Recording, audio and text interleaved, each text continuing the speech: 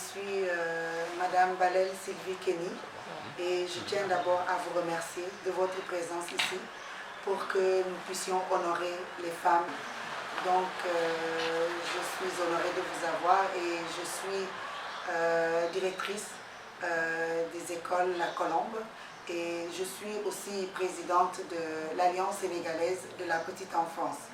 Alors j'ai plusieurs casquettes et dont la gérante de la société Biagui Speak dans l'immobilier et je suis aussi la fondatrice d'une fondation que j'ai nommée André Kenny, Fondation Fonded André Kenny. Et donc il y a cela aussi qui fait partie des casquettes que je porte, sans oublier l'événementiel, donc la décoration des événements, de certains événements du Sénégal, les mariages, les baptêmes, etc. Parfait. Pour mon parcours professionnel, je veux dire que quand même c'est un parcours qui est assez simple parce que j'ai eu à étudier dans la petite enfance. Bizarrement, je suis directrice des crèches et maternelles, mais moi je n'ai jamais été par exemple à une crèche quand j'étais petite. Alors j'ai dû commencer par le CI, comme tout le monde, à Sainte-Thérèse de Grand Dakar. Ensuite, j'ai fait mon collège aussi à Saint-Pierre, juste à côté de Point E, Amitié 2 et puis Grand Dakar. Et là, après mes études, le bac du collège de Yale Sourène, j'ai dû m'envoler vers l'extérieur pour aller faire mes études en informatique d'abord, puis en administration des affaires, pour terminer avec les ressources humaines. Voilà, et ensuite de ça, je suis revenue à Dakar en 2014 pour pouvoir aider mon père un peu à s'occuper de son entreprise, des entreprises de la SCI Biagui et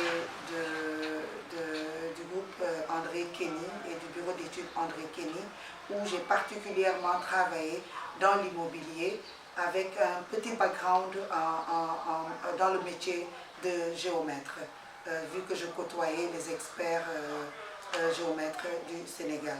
Et quelque temps après, m'ayant vu mon père que j'étais bonne avec les enfants, il m'a proposé d'ouvrir une école. Donc, et là j'ai ouvert une école, puis ensuite j'ai une deuxième école où c'est une école qui accueille des enfants de 2 mois à 5 ans.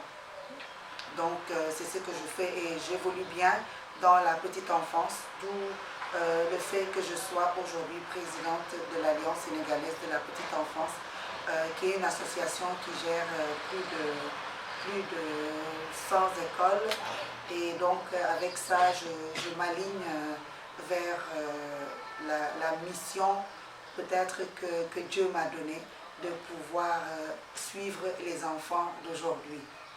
Voilà. Le leadership féminin, quand même, c'est quelque chose que moi j'appréhende bien. Hein. Ça dépend maintenant de certaines femmes. Il y en a qui peuvent l'être, il y en a qui ne peuvent pas l'être. Mais moi je l'appréhende bien puisque je porte, comme j'ai dit tantôt, plusieurs casquettes. Alors, il suffit de bien diriger. Et il suffit de pouvoir être à la place où il faut, quand il le faut, et guider ces personnes-là, les personnes qui vous aident à aller de l'avant, à faire en sorte que ces personnes soient comme vous. C'est-à-dire aujourd'hui, je suis directrice d'école, gérante d'une société immobilière. Il faudrait guider tous ces employés-là à être comme moi afin qu'ils puissent partager aussi le savoir que j'ai dans ces domaines-là. Donc, ce qui rend ça difficile, c'est d'allier tout ce que nous faisons, c'est-à-dire le travail, cette conciliation-là du travail, de la vie famille et d'autres choses, comme moi par exemple qui suis chrétienne, d'allier cette vie-là avec ce que je fais aussi pour mon église.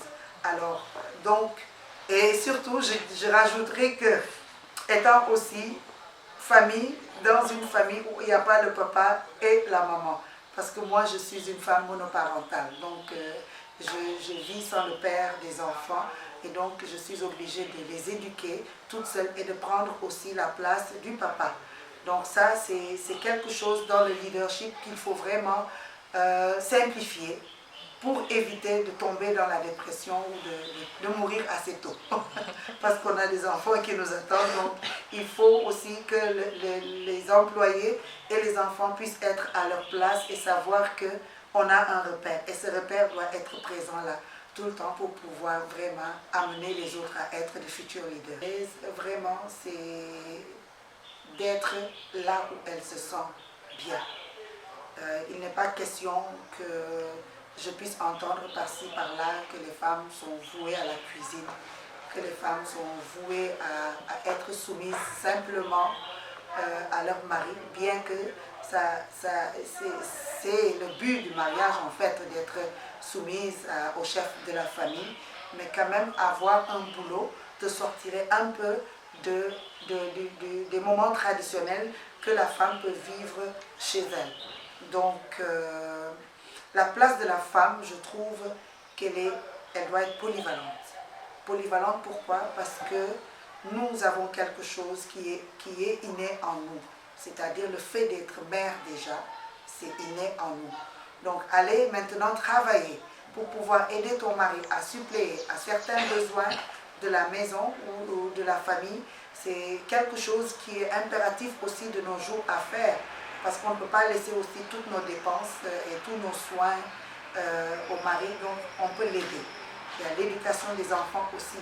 Si le mari part pour travailler, il faut bien que la femme, malgré tout ce qu'elle fait, qu'elle puisse revenir tôt à la maison pour suivre aussi les devoirs des enfants et pouvoir aussi bien centrer tout cela et être la femme qu'il faut et à la place qu'il faut dans son foyer.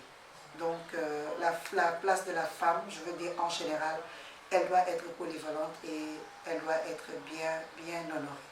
C'est ça parce que la femme le mérite. La femme mérite qu'on fête cette journée-là parce que on va parler d'abord des femmes qui nous ont mises au monde et qui nous ont éduqués. Aujourd'hui, si nous sommes à cette place-là, c'est parce que nos mamans y ont mis ils ont mis aussi leur temps, elles ont mis aussi peut-être leurs énergies. Et donc tout ça, c'est quelque chose aujourd'hui qui fait de nous ce que nous sommes. Donc les mamans, dans le temps, vous savez, elles n'étaient pas dans les conditions où nous sommes maintenant. Donc c'était aller puiser de l'eau, hein, mettre sur la tête avec un bébé au dos, aller balayer, cuisiner, pour que les enfants et toute la famille, qui était assez grande d'ailleurs, puissent bien manger, bien se nourrir. Donc on avait cette femme-là qui était fatiguée. Les nuits sans sommeil du bébé qui vient de naître.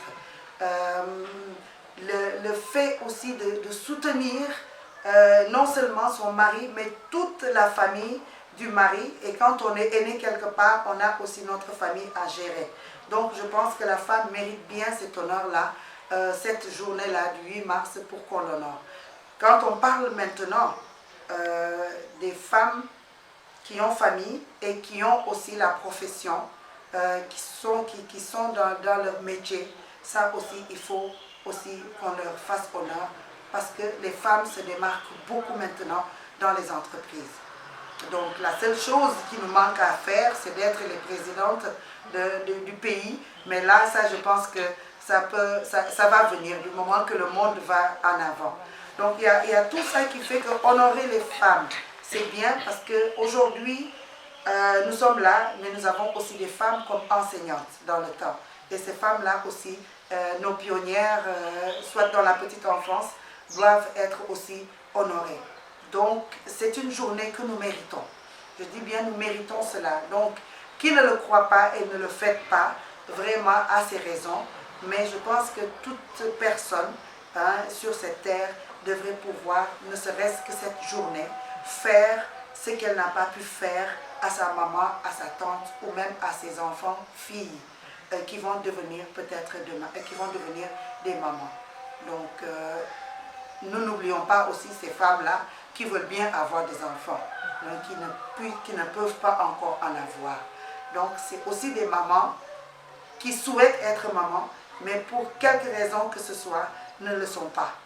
Mais quand même, il faut que cette journée-là aussi, que ces dames-là qui sont mariées, qui sont dans leur foyer, qui n'arrivent pas à avoir des enfants soient honorés, tout en sachant que ça, c'est quelque chose que Dieu fait et que tel que c'est fait, Dieu peut aussi demain, à n'importe quel âge, donner à cette femme-là l'honneur que nous femmes qui avons des enfants déjà ont déjà eu. Mais le fait qu'elles deviennent peut-être plus tard des mères, il faut ça aussi les honorer et ne pas les laisser aussi en rade. Je parle d'abord aux femmes que nous sommes, que nous puissions mettre tout ce que nous faisons de côté, d'abord pour éduquer nos enfants. Aujourd'hui, on a remarqué qu'il y a beaucoup de femmes qui sont en train de délaisser leurs enfants et ils remplacent les enfants avec les tablettes. Donc ça, là, c'est un message que j'interpelle les femmes à lâcher tout ce qu'elles font et donner de l'amour, de l'affection aux enfants. Sans oublier, bien sûr, que on dit souvent que la femme, l'homme, c'est le pilier d'une maison. C'est vrai. Mais la femme est l'aide du mari. Donc si le mari est le pilier, la femme doit aider ce pilier-là à être renforcé. Et de cette façon, non seulement vous avez votre couple qui va bien aller, et aussi une famille où il y a un couple qui est bien stable, donc ça signifie que les enfants vont être stables parce que c'est une chaîne. Donc toutes les femmes du monde entier doivent pouvoir se consacrer à la famille, surtout parce que de la famille va sortir beaucoup de bonnes choses et de bons enfants, de beaux enfants et surtout des enfants intellectuels et stables dans la vie. Alors j'encourage aussi les femmes handicapées surtout, à ne pas penser que leur handicap peut leur donner le choix d'aller quémander. Une femme, peu importe son statut, peut trouver de quoi faire. Donc j'encourage aussi les femmes handicapées à vraiment se lever et à aller vers les gens et à être intégrées dans le monde professionnel. Comme ça, de ça, elles pourront plutôt se dire que la vie ne se limite pas simplement à mon handicap. Il y a au-delà de ça quelque chose que je peux faire pour les nations. Donc, un autre message, c'est vraiment de garder sa foi.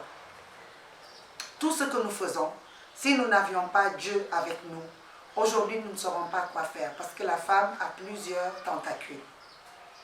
La femme, juste chez elle, fait beaucoup de choses. Donc, je pense que si nous gardons la foi, Dieu nous donnera aussi cette force de pouvoir marcher et de faire ce que nous devons faire pour changer le monde. Donc, on a besoin de changer le monde, d'abord, nos mentalités. On a besoin de changer comment réfléchissent nos enfants pour que demain, ils soient de futures personnes qui vont arriver à changer le monde. Donc, vraiment aussi, ça c'est quelque chose que je veux dire. Et concernant les femmes du village, nous ne devons pas les minimiser. Au contraire, ces femmes aussi doivent se tenir debout et savoir que juste le fait qu'elles soient au village ne leur donne pas, de se sous-estimer. Il faut qu'elles se surestiment parce que c'est au village que viennent, c'est dans les villages que viennent tout ce que nous mangeons dans nos assiettes en ville.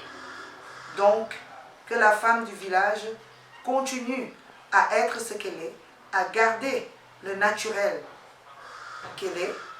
Donc, nous, en ville, on est rempli de maquillage par-ci, par-là, mais la femme du village, c'est une femme naturelle et c'est une femme vraiment qu'il faut féliciter de par le travail qu'elle a fait.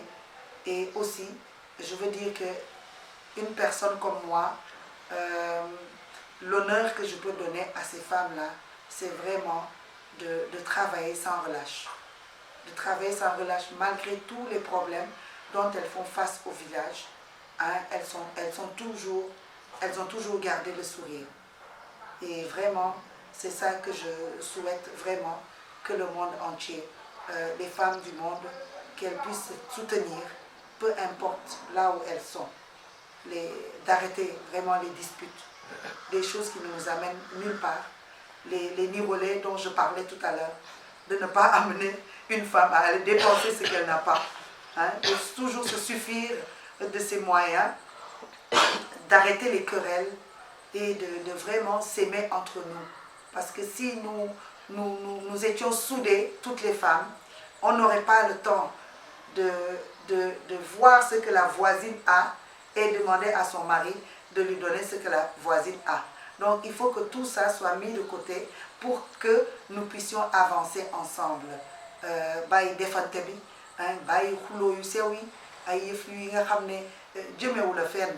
Donc jigéen ñi war nañu jóg seen bopp xam ni àdduna bi li la tax a jóg mooy yàlla may na la déjà nga boot sa doom. Donc seetal sa doom boobu lan la war a roy ci yow. Donc loolu rek boo ko amee comme kii leitmotiv, boo ko amee rek comme leitmotiv, loolu mun na tax ba am na yenn yi nga xam ne doo ci dugg. Bul dugg ci li nga mënul a def. Ay tontine boo ci mënee dugg nga dugg ci. Doo dugg tontine di leb te doo fay. Donc nit da ngay def li nga mën. Donc j'interpelle vraiment particulièrement les femmes sénégalaises à changer leur regard vers un autre regard. Un regard qui assemble, un regard qui unit et non un regard de djewante ak un regard de def lu ma neex parce que def ma neex. Donc tout ça, je pense qu'il faut que nous soyons focus entre nous Sénégalaises et que nous puissions nous entraider à amener le Sénégal de l'avant. Ay Sénégal saagante ay yooyu yëpp ñu fàtte ko xam ne loolu taxul ba suñu doom yi tey ñu yaru. Donc dañu nar a xool ñun ni ñuy doxee pour xale yi nekk suñu kanam ñu xool ëllëg ñoom naka la ñuy ñëw doxee. Que les femmes sachent que avec Dieu tout est possible.